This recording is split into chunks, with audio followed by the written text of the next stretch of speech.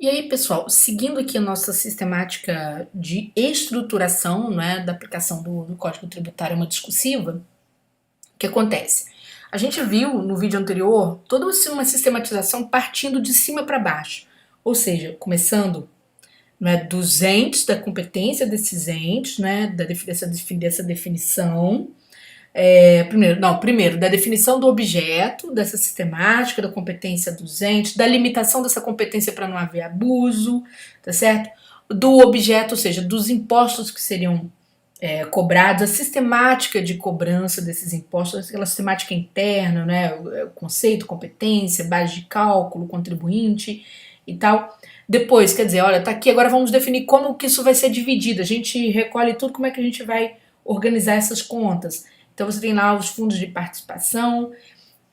Ingressamos no livro segundo falando sobre a gente vai falar novamente, vamos dizer assim, de os impostos em si. Não, você começa primeiro, sempre pela lei, né? Você tem a definição, já começa pela lei. Já está definido, já estava definido o que era tributo, já havia definição do que eram os impostos, então você volta para a lei, né? Indicando como que você vai organizar, né, dentro do princípio da legalidade, a cobrança de cada um dos impostos que são de sua competência. Aí bacana. Beleza. E a gente falou o que tem que observar na lei. Toda vez que se publica uma lei, você tem que observar basicamente o quê? A competência primeiro para aquela instituição, tá? Normativa. Se o objeto, inclusive, né? Se o tipo, aí sim, o tipo de norma também está de acordo dentro do princípio da legalidade, se o tipo de norma, se é uma lei ordinária, se é uma lei complementar, né? Como que isso pode ocorrer por decreto, como que isso é feito, certo? Ou por medida provisória e vai embora. Aí você olha também o que? A vigência dessa lei, não é? Qual que é o espaço de circunscrição, quando começa de fato a aplicação daquela lei de forma prática, de forma operacional, tá certo? Você também observa a aplicação no tempo, se essa lei retroage, se ela vai tratar de fatos futuros, e quando a lei não cobre tudo, de que forma ela pode ser usada para interpretar outros fenômenos, tá bom? Perfeito? Joia. Aí nós chegamos à obrigação tributária. Por quê? Veio tudo lá de cima, você tratando da norma e tratando da competência, ou seja, do papel do ente estatal. Agora você vai falar, não é, basicamente, da obrigação. O que é, não é, como é que isso é imposto ao cidadão, como direito ou como obrigação? A nossa competência vai ser imposta de que forma? Vai ser imposta de uma forma, em forma de obrigação. Então, que obrigações são essas? Você tem a obrigação principal, que é, né, a gente na condição de contribuinte pagar o tributo, tá certo? E a obrigação acessória, que são vamos dizer assim, as providências que a gente toma que vão levar ao pagamento desse tributo. Como assim, prof? Por exemplo, a emissão de uma nota fiscal. Eu preciso emitir a nota fiscal. Tá? Eu não posso simplesmente falar, vou pagar aqui, mas eu não cumpri a obrigação acessória. São as coisas que eu preciso fazer para que aquele tributo transcorra de forma tranquila, tá certo? Ou seja, ele chegue até o seu destino e eu execute esse pagamento. Certo? Beleza? Então, nós chamamos de obrigação. Lembrando que a obrigação acessória não é porque ela chama acessória que ela é menor que a principal, tá, gente? No não cumprimento da obrigação acessória, ela se converte em obrigação principal e isso gera o quê? Penalidade, porque obrigação presume sempre penalidade. Obrigação presume cumprimento, presume penalidade, tá bom? Ora, para eu ter uma obrigação, eu preciso ter alguma coisa que faça nascer essa obrigação. Então, nós temos aí o fato gerador. É aquilo que gera a obrigação. Então, a obrigação tributária precisa de um fato gerador para o tributo. Né? E o que é o fato gerador? É a coisa concreta, né, que deu origem ao tributo. Por exemplo, eu não tenho, vamos supor, né, não tenho casa própria, suponhamos, não tenho casa própria, então não tenho, de repente eu não tenho obrigação de pagar o IPTU. Eu posso pagar isso embutido na cobrança do meu aluguel, alguma coisa assim, entendeu? Mas se não tenho, até então não vou ter o IPTU para pagar. Comprei um imóvel, agora sim. Se eu comprei um terreno, tem que pagar IPTU. Não tenho uma renda, mas recebi aqui joguei lá na Mega Sena e recebi uma renda. Vou ter que pagar imposto de renda. Sabe por quê? Porque o fato gerador foi ali eu ter sido, né, contemplada por aquele sorteio e ter recebido dinheiro. O ato da recepção desse dinheiro, ali se dá exatamente o momento concreto, esse momento, né, de geração daquela obrigação, tá? Da obrigação principal. Tranquilo? Certinho? Tanto que a gente fala também, por exemplo, gente, em fato presumido. Isso acontece muito com o ICMS, por exemplo, né? Não se sabe se vai circular determinada mercadoria, mas presume-se a circulação dela, então se paga um tributo com base numa presunção, em se pensar que ela poderia ter circulado. Não é à toa que, quando alguma coisa está errada, essa mercadoria não circula, você tem a restituição, tá? Então, você paga, né, pensando naquela presunção. Não aconteceu, você tem restituição. Já o fato gerador mesmo, que não é fato presumido, fato gerador, aí é o fato mesmo, tá? Da obrigação. Então, quer dizer, eu tenho a obrigação tributária, como que essa obrigação ela se organiza, eu tenho o fato que faz nascer esta obrigação, né, nascedouro da obrigação. Eu preciso definir agora, falar sobre mim, né? Porque eu sempre partindo, veja bem, um sistema, gente, ele não parte do povo para cima, ele parte da instituição para o povo, tá? Por mais democrático que seja, o povo vai entrar, não tem jeito, mas sempre parte da instituição, é sempre de cima para baixo, porque são das pessoas que vão criar toda essa sistemática, a lei, o objeto dessa lei, etc. Então você tem a figura do sujeito ativo, né? Quem detém o quê? Que é o titular daquela competência para exigir aquele imposto, por exemplo, tá? Então, olha, aqui eu defini obrigação principal, obrigação acessória, né? Eu já tenho os impostos ali divididos no âmbito da minha competência. Agora, eu preciso me posicionar como sujeito ativo dessa obrigação, tá? Então, é isso. Depois já tem o sujeito passivo, que é o contribuinte. Mas vocês sabem que o Estado não gosta de ficar sem dinheiro, né? Então, a gente chama de sujeito passivo da obrigação principal, ou seja, de pagar o tributo, né? A pessoa, tá certo? Que é responsável por esse tributo. Então, se eu comprei o imóvel, a princípio, tá certo? Ou seja, em primeiro plano, e também em princípio, quer dizer em lei, eu sou o sujeito passivo desta obrigação tributária. Tranquilo? Se eu não cumpro com a minha obrigação principal e não cumpro com a minha obrigação acessória, naturalmente minha obrigação acessória passa a ser principal para que eu seja punida pelo Estado, por não ter cumprido a minha parte. O Estado tem obrigação? Sim, na condição de sujeito ativo, ele tem obrigação de instituir tributos. Por exemplo, o prefeito não pode, eu vou ser bonzinho agora, eu não vou cobrar tributo da galera. Não, ele tem que cobrar, ele não tem saída, tá? Ele tem obrigações lá, eu tenho obrigações aqui. Tá bom? É uma sistematização. E aí nós temos, né, passando esse sujeito passivo da obrigação principal, o Estado não gosta de ficar sem dinheiro. Você tem o quê? Os solidários, aquelas pessoas que também têm interesse em pagar, elas são solidárias. Por exemplo, uma pessoa jurídica, né, que tem lá seus sócios, né, então os sócios entram na solidariedade porque ninguém quer ficar com a sua empresa devendo tributo, né. Se analisa também a capacidade de pagamento dessa tributação, tanto que, por exemplo, se uma pessoa está sendo executada, né, se há uma execução tributária sobre alguém, aí vai primeiro no sujeito ativo, no sujeito passivo da obrigação principal. Nota que ele não tem, né, ele não vai ter ali, vamos dizer assim, dinheiro suficiente para pagar aquele tributo devido, bem como toda a sua constituição, né, as multas, toda a penalidade. Então se vai onde? Vamos olhar então o solidário, tá? Porque ele tem mais capacidade tributária para pagar, tá bom? Então, também, isso aqui interessa uma prova discursiva? De certo modo, sim, esses conceitos sim, tá? Aí depois vem, né, o domicílio tributário. Por quê, gente? Olha, você mora num país muito grande, então vou pegar um negocinho bobo aqui, mas vocês têm que pensar no âmbito da Receita Federal, e aí vai entrar um pouco lá na legislação, de certo modo, porque vai ter lá a definição de jurisdição, de território, mas eu acho que isso Não sei se vai cair porque isso caiu na Receita Federal, na época que a ESAF fez a prova. De qualquer maneira, estudem, né? Porque agora já é outra banca. Tá certo? Então, a ideia do domicílio. Vou pegar uma coisa boba, IPVA, porque é mais escancarado para você entender, tá? Para quem é novinho aqui na situação. Então, por exemplo, eu monto uma empresa de aluguéis de carros, certo? Então, uma locadora de carros. Minha empresa está situada em Juiz de Fora, minha cidade. Porém, eu licenciei todos os meus veículos no Rio, que é perto, muito perto. Licenciei ali.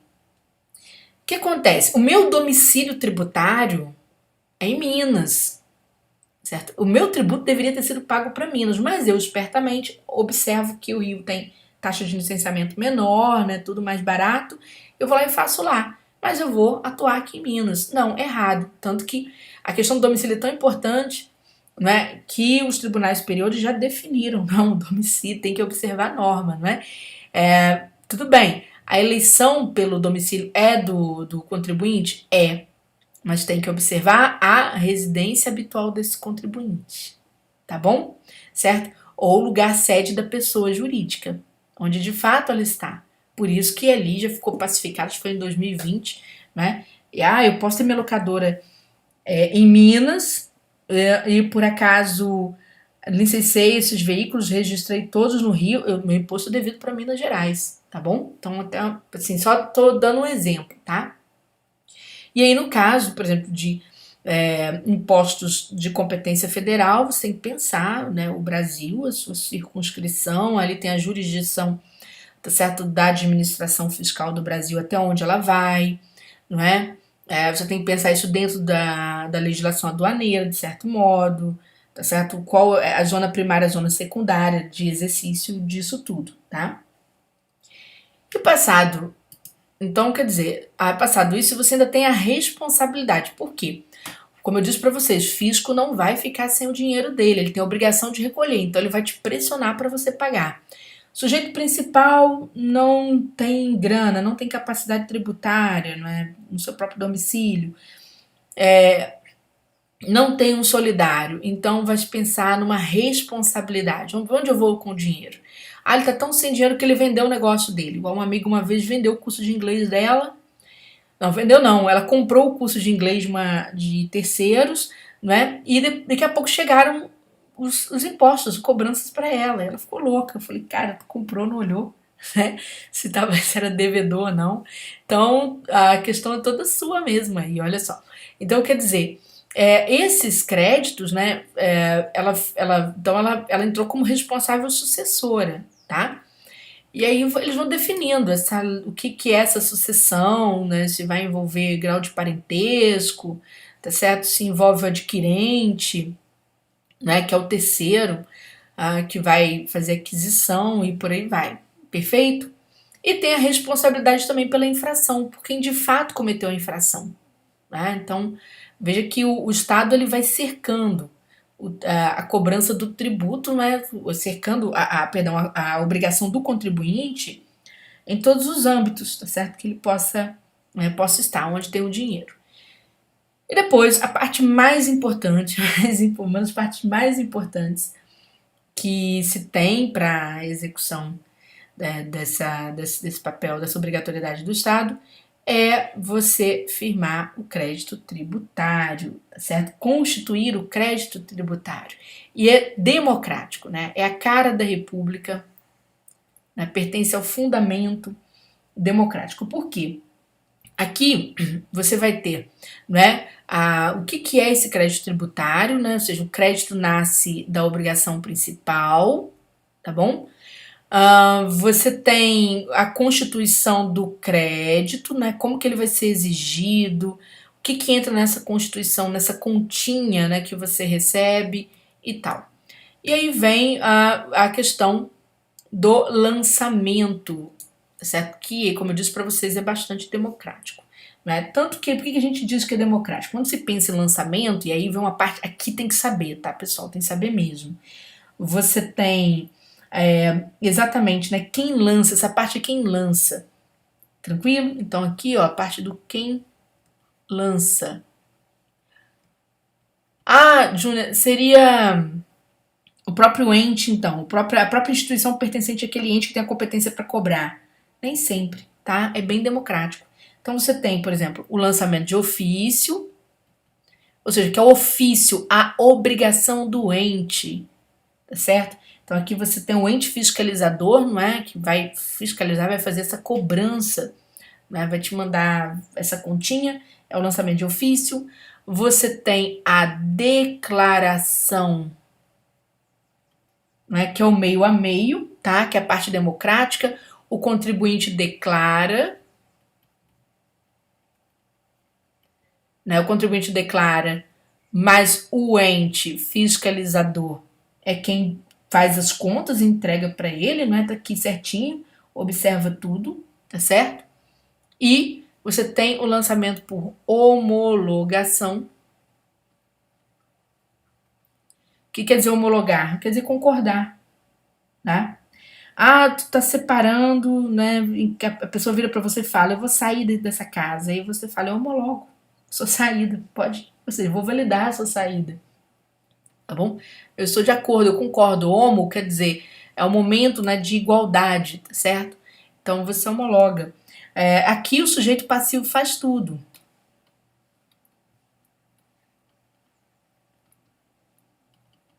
Ele faz tudo. Isso aqui é muito importante, gente, porque a depender da compreensão do lançamento é que você vai entender uma série de outros fenômenos, não é? Por exemplo, quando são fenômenos da fiscalização, por exemplo, não aconteceu, olha, não foi recolhido tal tributo, por que não foi recolhido? O que houve? Houve uma decadência, né? E essa decadência se processou, vamos conferir, né? Então tem a ver com a forma como foi lançado esse tributo. Porque aconteceu, olha, o prazo começou a ser contado desde o fato gerador? Não, foi no exercício seguinte ao fato gerador, ano do fato gerador? Então, existe uma contagem, o fisco vai ter que conferir por que ele não trabalhou, por exemplo, tá? Que determinado auditor fiscal, né, não conseguiu fazer tal cobrança. Então, isso depende muito daqui, desse momento do lançamento, tá? Quando a coisa é projetada e se sabe de comum acordo que tem que pagar. Então, no lançamento de ofício, um IPTU, por exemplo, chega o carnê lá para você, né? Ou seja, a prefeitura fez todo o cálculo para você e falou, olha, é tanto que você deve, a gente está cobrando tal alíquota e tal, certo? Há um lançamento por declaração, próprio IR, não, perdão, um lançamento por declaração, né, que você teria aqui e depois o fisco vai te mandar a cobrança, né? Você tem, por exemplo, o IR mesmo, acredito, tá? Depois eu vou conferir isso aqui que eu tô em dúvida. E a homologação, por exemplo, o ICMS, o ISS, né? A gente faz tudo, entrega tudo, paga e depois o fisco confere. Ele só vai conferir e vai dizer se concorda ou não. Se tiver alguma coisa para trás, lá na frente ele te cobra, certo? Só que ele não vai ficar conferindo um por um. Ele vai conferir dentro do prazo decadencial dele, né? Que ele possa ali efetuar essa cobrança, tá? Então aqui, gente, só me deu dúvida aqui no IR quanto à questão da homologação também. Enfim, mas aí você observa como que a tributação ela vai ser lançada. Isso você tem que estudar mesmo. Pode bancar Júnior aqui que não sabe, tá bom? Estudem mesmo. Mas como eu falei, estou só explicando a sistemática da norma, tá, pessoal?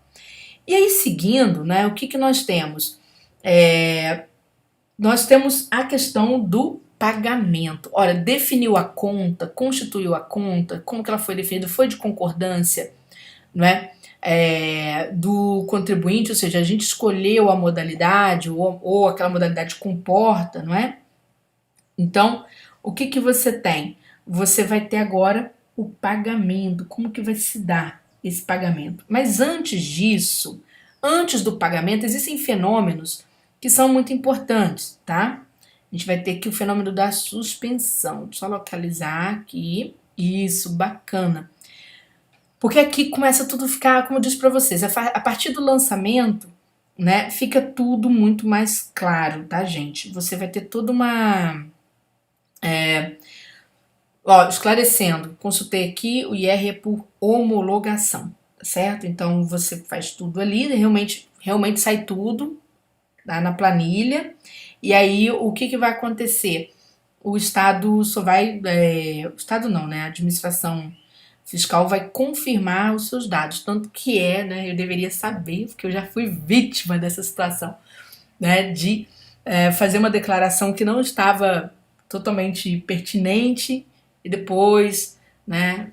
4 anos depois, ter aquela notícia muito chata de receber uma autuação bem violenta. Acontece. Basta você ter dinheiro. Acontece ter dinheiro e não observar a lei. Então vamos lá.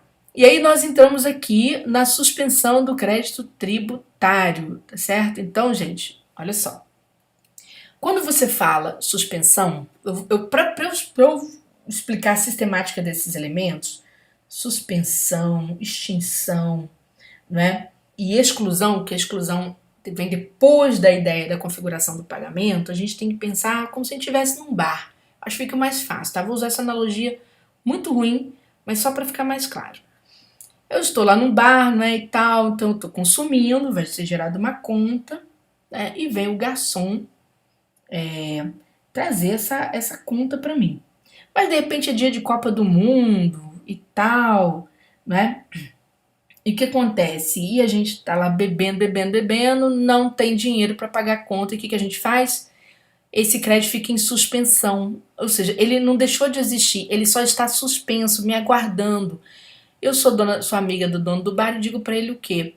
Meu Deus, esqueci minha carteira em casa. Ele fala, não, vou deixar sua conta aqui, ela vai ficar aqui, né? Corre lá. Então eu meio que declarei uma moratória para ele, não é? E falei, olha, não tem condições de pagar agora que eu tô totalmente sem dinheiro, tá?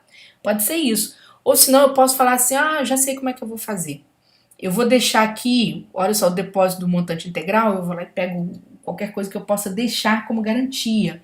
Por exemplo, no meu caso, quando tomei uma autuação, aí eu resolvi partir para a justiça. Por quê? Porque eu queria deixar um dinheiro como garantia, até que se resolvesse todo o processo, primeiro processo administrativo referente àquilo, não é?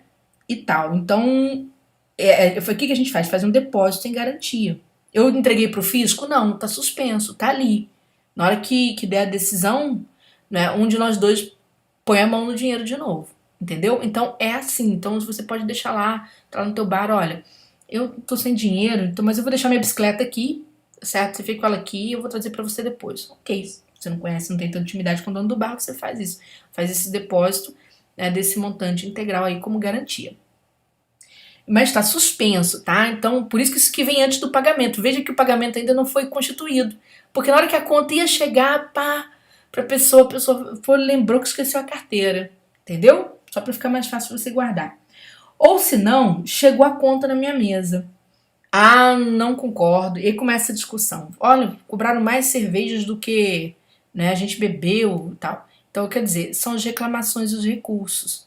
Então, enquanto eu estou discutindo isso aqui administrativamente, ou seja, ali no meio da administração daquele, né, daquele tributo, ou seja, daquela minha conta, né, ali no meu barzinho, estou discutindo lá com o gerente, chamo o gerente. E tal, o que acontece? Eu estou reclamando administrativamente, eu vou chamo o dono, tá vendo? Então, por isso que os recursos vão subindo de casa em casa até se esgotarem. Tá tudo em suspenso, não quer dizer que a conta deixou de existir, não. Ela está apenas suspensa. Tranquilo? E aí vão acontecendo várias questões envolvendo, né, exatamente essa suspensão, tá? Tranquilo? O que mais nós temos, né? Eu posso, por exemplo, parcelamento suspende? Suspende, porque ainda vou ter prestação a pagar. Vamos supor, tomei minha cerveja e falei, cara, eu tô aqui com R$10, né? Tomou 10 cervejas, tem R$10 na cara dura. E aí, quer dizer, cara, meu amigo fala, não, só tem condições, eu vou fazer o seguinte, vou pagar isso aqui pra você, vou trazer o restante depois. Então o parcelamento suspende também, tá? Então se você pensar dentro dessa analogia, fica mais claro você entender essas nomenclaturas de suspensão, de extinção e tal. Aí o cara, né, vai trabalhar, porque a moratória é muito bem definida em lei, todos esses sistemas de suspensão vão ser definidos, né? Por quê? Porque você tem que tipificar, não é? Tudo tem que ser bem sistematizado. E o que é extinguir o crédito? É deixar de existir. Acabou, tá? Não deve mais. E como é que essa. Então, quer dizer, extinguir. Olha, a suspensão apenas é temporária, certo? A extinção não tem crédito, não acabou, não tem que te exigir nada porque tá tudo certo. E o que extingue o crédito? Primeiro, pagar toda a conta. Tomamos todas as 10 cervejas, pagamos toda a conta. Acabou, não tem mais crédito naquele local, tá tudo certo. Ou senão a gente compensa, né? Compensa como? O nome já ajuda, tá, pessoal? Olha, compensação é um tipo de extinção, que é quando você vai lá e faz o seguinte acordo. Vamos supor, o dono do bar é devedor, né? Ele comprou uma mesa sua para colocar no bar e você bebeu tanto de cerveja equivalente ao valor da mesa, então se compensa uma coisa pela outra. Aqui acontece muito no fisco quando o fisco tem dinheiro para te devolver. Sem na crédito de ICMS, por exemplo, né? E na hora que você vai pagar, você pode fazer por uma compensação, tá? A transação, né? Que a gente não pode confundir. A transação é um acordo de concessões. É quando um tira um pé, o outro tira outro. E é para poder extinguir o crédito. Vamos supor, o fisco tá louco para receber e vai receber uma coisa difícil, você é difícil de pagar pra caramba, tá certo? Então ele propõe uma transação. Acontece muito no Brasil, os famosos refis, né? Certo? Quando parcela, aí a transação entram vários institutos aqui no meio. Por exemplo, aí o que o fisco faz? Te dá um desconto. Fala, olha, eu vou fazer o seguinte, eu vou te dar um desconto aqui de 70%, tá? Nós vamos dividir isso para você, ou seja, eu estou abrindo mão e você vai abrir mão também de parte do seu dinheiro que você fica escondendo para você me pagar. Então a transação é isso, ela tem muito a ver com essa coisa, o acordo entre cavalheiros, então um acordo de concessões. Então veja que não é uma compensação. A compensação você dá o justo valor. Na transação você tem perdas porque alguém vai entrar em acordo, né? Vocês vão entrar em acordo. Tem a remissão. O que é remissão? É o perdão, né? É o sonho de todo devedor. É o perdão, tá certo? Tá lá bebendo no bar, né? Mas, cara, eu sou lá bacana pra caceta, né? Dona do bar, o que eu faço? Olha, chego àquela mesa e falo, não, você não vai pagar, você é meu amigo, tá? Você é meu amigo. Então ali eu deixei, mas eu tenho dinheiro. Não, você não, então eu tô te perdoando, né? Você não precisa pagar, ou tá enchendo tanto o saco que eu quero fechar meu bar logo, tô com dor na coluna. E falo, gente, faz o seguinte, vai embora, tá extinto isso aqui, né? Isso aqui deixa por minha conta e tal, tá certo? E aí entram também os institutos da prescrição e da decadência. Quando o fisco dá mole, né? Ele perde o direito de cobrança em dois grandes momentos. A decadência, quando ele perde, né, ele não constitui o crédito, ou seja, a fiscalização deixou de lá constituir o crédito tributário, né, não lançou aquele tributo dentro do tempo que teria para lançar. Esse tempo geralmente é de 5 anos, a depender da forma como o tributo foi lançado, tá, gente? É sempre uma dependência da forma como foi lançado, então tem que tomar cuidado, isso tudo depende do lançamento, tá certo? E a prescrição é minha perda de direito, né? Direito eu resolvo na justiça. Então, primeiro vem a decadência e depois começa a contar a prescrição. Ainda tem o direito de cobrar na justiça, que vamos dizer assim, eu vou cobrar o meu tributo na justiça, eu tenho um tempo também para fazer isso. Porque, gente, direitos, sempre que você tem direito, você tem prazos. Direitos envolvem prazo, eles não são ad eterno, né? Eles envolvem prazos. Os únicos direitos que não envolvem prazo são os direitos e garantias fundamentais. Eles são garantidos, eles estendem, são atemporais, vamos dizer assim, tá bom? Um direito de igualdade é um direito que não tem um tempo, tá? Não tem um tempo, tá certo? Então, agora, direitos, né, que são decorrentes de, ali que estão consignados obrigações, você tem o quê? Você tem tempo, tá bom? E aí, passando toda essa questão, né, da extinção, quando se extingue, uma decisão judicial extingue o crédito, sim, se o juiz achar que não deve mais, não deve, acabou e tal, tá certo? Uma decisão administrativa, né, o CARF foi lá, decidiu, olha, a gente viu tudo aqui, não, vamos extinguir esse crédito, você não deve nada, a gente estava cobrando errado e tal. Então, ou a cobrança estava sendo abusiva, e aí a Receita não tem mais interesse nem ir para decisão judicial, então pronto, tá? É uma decisão administrativa irreformável, acabou, tá extinto o crédito. Então vê que aqui não tem mais crédito, tá? Nasceu o crédito, ele foi extinto. Tranquilo? No outro, né? O crédito nasceu, mas está suspenso, está aguardando ali você as coisas se resolverem, ou pagar, ou extinguir, tá bom? E aí entra no pagamento, que é a fiscalização em si, né? A essência da fiscalização vem com o pagamento, tá? Então, o fiscal, ele vai analisar, né, como que esse pagamento deve ser feito, tá? Olha só. O como, né? Onde esse pagamento precisa ser processado. Veja que aqui vai fazendo voltas, tá, gente? Ó, tá certo? Onde ele deve ser processado, tá bom? O prazo que eu falo com vocês, não é? Direitos e obrigações, né, que são ali decorrentes, sempre tem prazo, tá? Se tem, por exemplo, existem várias contas, então você tem preferências.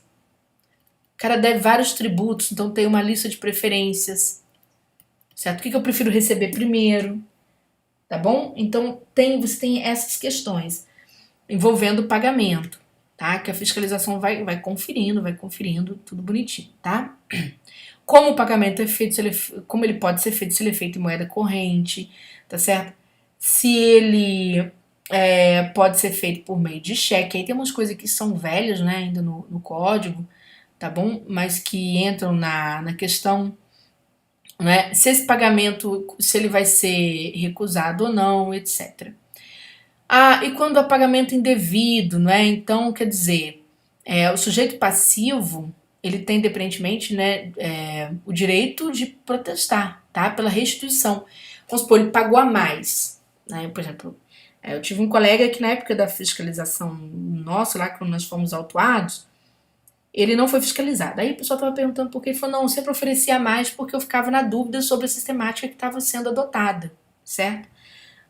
Sim, então quer dizer, e ali, por exemplo, o caso dele não deu, né? Deu lá particularmente uma compensação, tá? O que ele tinha para receber é o que ele tinha para pagar, daquilo que ele ofertou. Mas vamos supor que ele ofereceu a mais, ele pagou, por exemplo, houve lá um fato presumido, né? Então ele presumia que deveria ser mais, e ele oferecendo mais, não houve cobrança nenhuma, então ele tem crédito. Então chamado de pagamento indevido, que dá esse direito a crédito, tem prazo, tá, gente? Que todo direito tem prazo, então você tem ali todas as questões envolvidas no prazo. E aí a gente chega, né? Aqui vai tratar de outras modalidades de extinção, tá bom? Mas vamos lá para a exclusão do crédito. Olha que interessante. Na suspensão, o crédito está aguardando o pagamento. Então, tanto você tem a moratória, quando você diz que não tem dinheiro, né? Ali fica em suspensão até analisar o seu caso. Você tem o depósito que você deixa como garantia lá na hora, né? Tu deixou sua bicicleta lá no bar, tá certo? Você deixa uma conta da justiça, né? Que fica ali no meio campo entre o fisco e você. Você tem o direito de reclamação quando você vai tentar impugnar, não é? Aquela autuação ali que foi feita, né? Você tem o direito de parcelar, então existem parcelas suspensas, ainda valores suspensos que você está pagando, então isso é suspensão. A extinção, quando não tem mais, né? Não se tem mais ali crédito tributário, né? Porque ou você pagou, ou você compensou, você tinha coisa a receber e o fisco te devolveu, ou você fez uma transação, né? O fisco fez uma transação de modo a tentar receber alguma coisa de você, o fisco abriu mão de alguma coisa para que você pudesse entregar uma parte para ele, ou senão o fisco simplesmente perdoou, tem a remissão que ele te perdoa, tá? Não vai pagar. Ou o fisco perdeu prazos, né? Que aí você tem prescrição e decadência, tá bom? Ele perdeu prazo aí de requerer. Em seara administrativa, que é a decadência, ainda dentro da casa, ele perde um prazo que a casa estipula para ele, ou ele perde o direito na justiça, tá certo? Passou o prazo, ele perdeu aquele direito de cobrar. E aí você tem o que? Tem a exclusão, sempre muito cobrada em concurso público, tá, gente?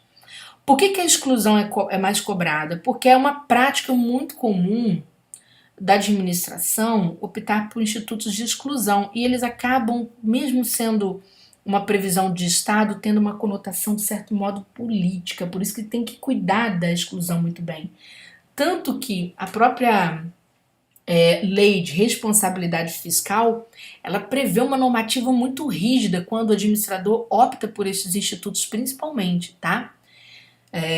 Quando ele vai fazer tanta remissão também lá atrás, quando ele perdoa, certo? E quando ele exclui algum tipo de contribuinte, uma parcela ou a totalidade dos contribuintes pelo tempo que exclui. Então a exclusão quer dizer o quê? Olha, isso aqui vai ficar fora, eu vou excluir do grupo, tá? Então, por exemplo, ó, exclui crédito tributário, a isenção. Né? Então a isenção, vamos supor, voltar àquela história da mesa de bar, certo? Então vou colocar a remissão aqui ao lado para ficar bem claro, para não gerar confusão. A remissão, lembrando, né, que ela representa extinção do crédito. Tô lá no bar, então chega a cobrança para mim, tô com os meus amigos, eu não tenho dinheiro mesmo, tá? Não tô declarando moratória falando que eu não tenho pago quando puder, porque a moratória é isso, olha, eu não tenho pago quando puder, então ela suspende, né? Eu deixei claro que quero pagar, mas eu não tenho dinheiro hoje. Mas a remissão eu falo, cara, desculpa, eu vim comer aqui, mas não tenho mesmo, não tem nem de onde tirar, não tem como pagar. Então o cara vai lá e me perdoa. Ele perdoa, certo? E extingue o crédito. Rasga a nota, então, olha, não tá tudo bem, comeu, vai embora, pronto, tá perdoado. Certo? Quando eu chego aqui na exclusão, né, eu tenho a isenção. O que acontece na isenção? O fisco vai dizer quem é que vai ficar isento de pagar, certo? De pagar o tributo. É como se tivesse um grupo aqui,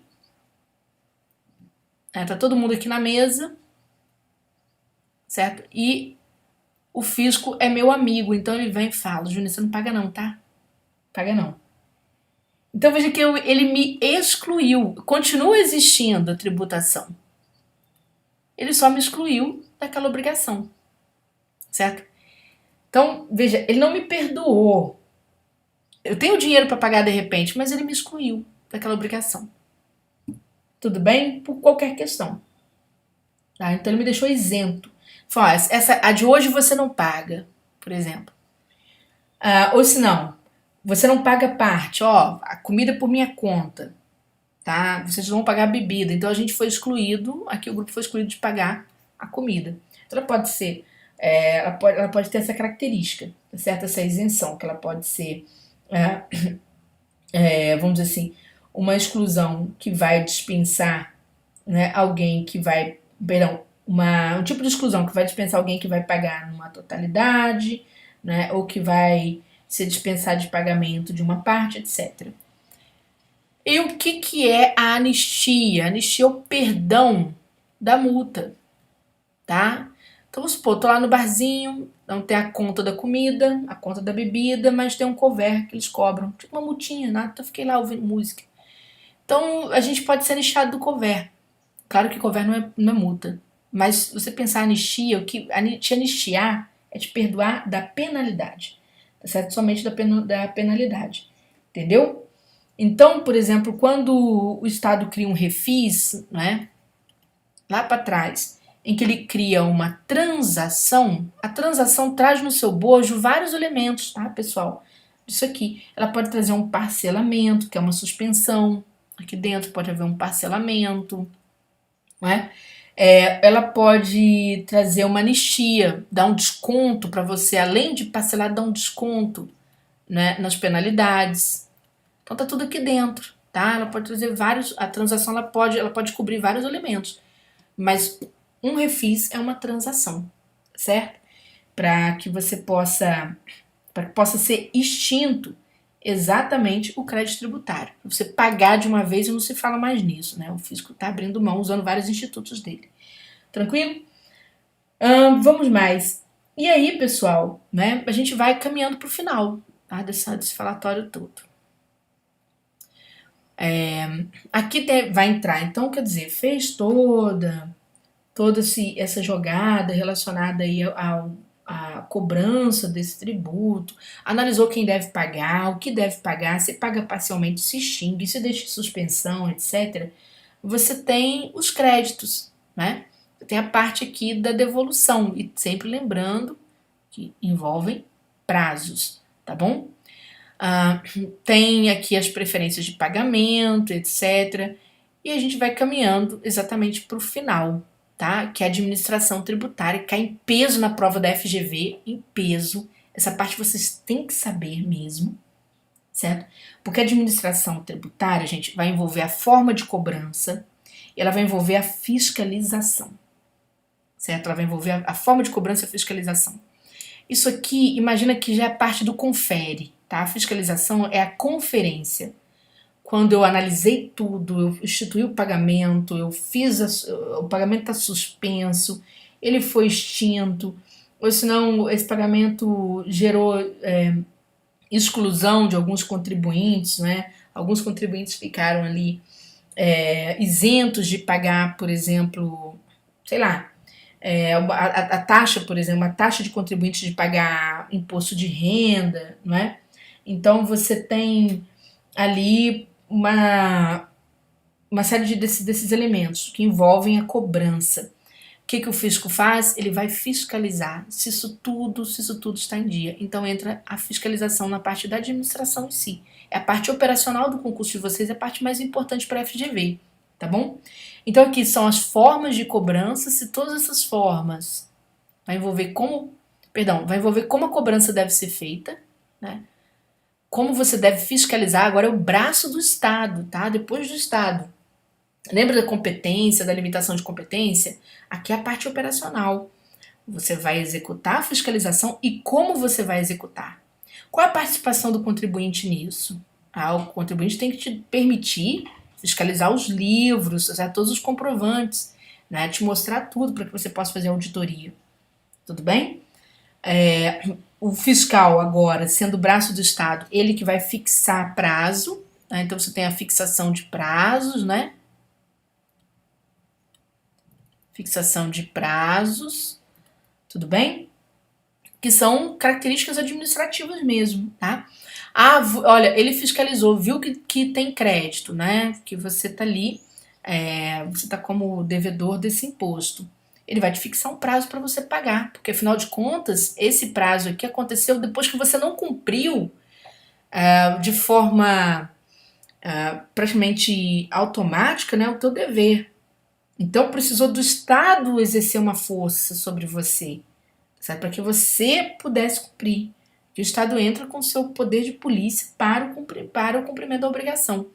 Então o fiscal é que vai fazer essa cobrança. Agora ele estipula a forma de cobrança. Ele precisa também trabalhar na sua forma de cobrança estipulada também, ela será limitada.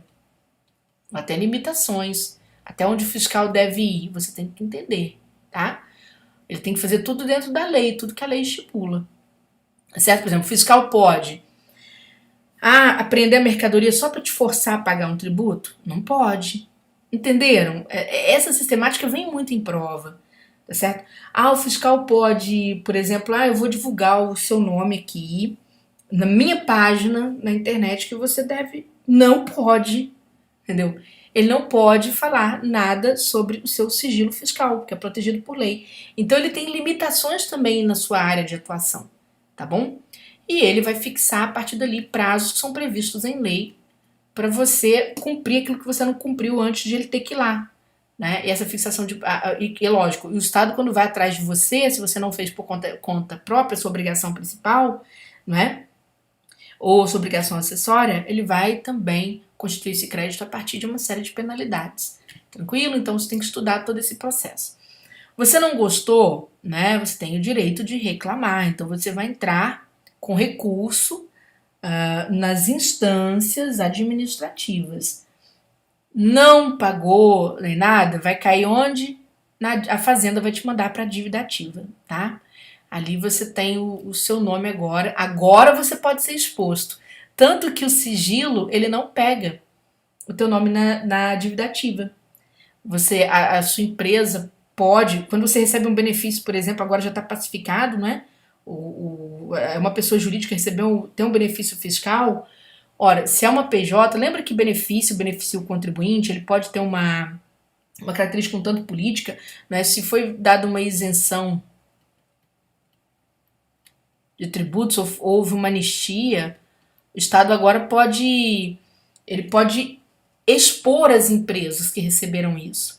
Por quê? Porque isso aqui não é expor uma situação vexatória, muito pelo contrário, é transparência pública. Porque quando eu deixo de cobrar alguma coisa, ou eu perdoo uma dívida, eu tenho que mostrar quais foram as empresas que eu perdoei, né? Porque o contribuinte que está pagando, ele quer saber por quê. E quem está sendo privilegiado de certo modo, tá? Isso aqui é um privilégio, certo? E a inscrição na dívida ativa já é a vergonha, né? Não tem jeito. Ó, tá todo mundo pagando e você não. Então as pessoas têm que saber quem é que não paga. Então veja que aqui já é mais livre, tá? Pessoal, era isso. E toda norma termina, né, com as disposições transitórias, né? Que é aquilo que é transitório na norma, quando aquilo que ainda precisa ser fixado, aquilo que vai durar menos tempo, tá certo? Então, isso aqui já é típico da norma da parte formal, que não nos interessa, tá bom? Então, em resumo, vocês precisam, né, pegando os dois, vamos dizer assim, as duas grandes partes, né, os dois grandes livros que compõem o CTN, né, quando você pega o primeiro livro, o que te interessa daqui basicamente, né? A competência, por quê? Porque ela vai espelhar o teu trabalho fiscal de certo modo, né? A competência do seu ente, tá? Quem você obedece ali, atua como servidor. As limitações dessa competência interessam bastante, tá certo? E os seus objetos de cobrança, os impostos, dentro da sua sistemática, né? O conceito, a competência, a base de cálculo e o contribuinte, quem você deve cobrar, tá? Ou seja, quem seu ente deve cobrar. Tudo bem? Quando a gente chega no segundo livro, ou seja, o livro segundo, né? O que acontece aqui? Né? A gente sempre fala livro segundo, livro primeiro. Eu tô falando só segundo livro para ficar mais fácil. O que acontece aqui? O que pega aqui? Porque é muito importante, né? Você entender quem você deve cobrar, principalmente, tá? Onde está o dinheiro, quem é o sujeito passivo e os outros que podem ser acionados, né? O solidário ou responsável, né? Quem você tem que ter isso bem claro ali direitinho. Depois, a constituição do crédito.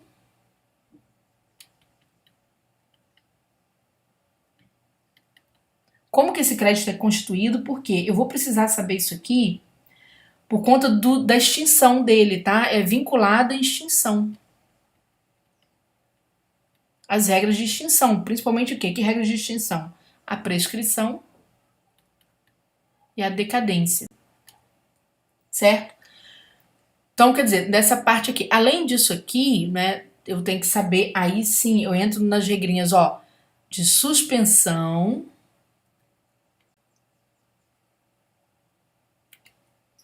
e eu só preciso pensar, quando eu deixo minha conta pendurada, suspensão é a conta pendurada. Mesmo nessa analogia do bar, tá certo? A extinção, quando a conta deixa de existir, tá? Deixa de existir. Ela vai se tornar extinta por quê? Porque eu vou pagar. Então gerou conta? Gerou, tá? Suspensão gerou conta? Gerou. Só que ela tá pendurada. Extinção gerou conta? Gerou. Mas eu paguei, eu transacionei, né? O Estado me permitiu uma remissão, né? Eu fui perdoado, tá? Dessa dívida. Ou fiz compensação, tinha crédito a receber e tudo, certo? Depois vence o pagamento. E na hora que chega a conta, eu posso decidir pela exclusão. Quem não vai pagar e o que não vai pagar, tá? E a exclusão você tem o quê? Você tem quem vai ficar isento, né? Ou qual parcela vai ficar isenta, e a anistia, né? Que é o perdão de alguma coisa que foi colocada a mais para mim, no caso, são as penalidades pecuniárias, né? Ou seja, as multas, os juros, etc. Certinho? Tudo bem? E aí, ainda no segundo livro, né? Eu fico de olho na fiscalização.